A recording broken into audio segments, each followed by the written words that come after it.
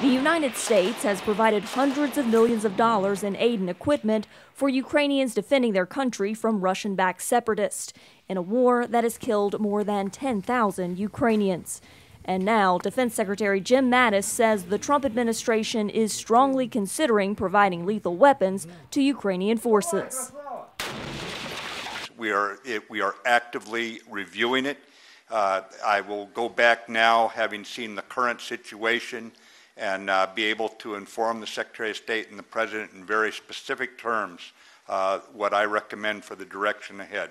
The issue of providing defensive weapons to Ukraine has been justified by some who note the country needs the tools to protect itself from Russia's attacks against its sovereignty, including annexing Crimea and supporting separatists in the east.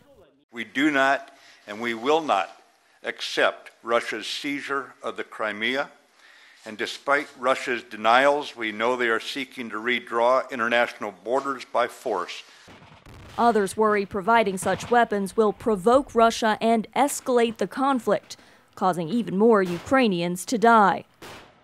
The morality of doing something that would have a counterproductive result struck Obama as a mistake. That was his interpretation. We don't know where President Trump's interpretation will wind up. Mattis visited the country a day before an expected ceasefire in eastern Ukraine to coincide with the start of the new school year.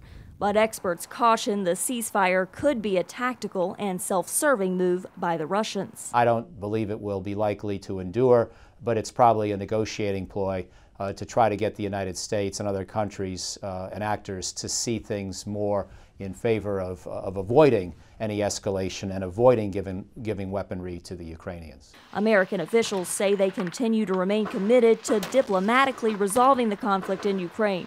But as Afghanistan, the Islamic State militant group, and North Korea have emerged as high U.S. priorities in recent weeks, some fear the conflict in Ukraine will be overshadowed. Carla Babb, VOA News, The Pentagon.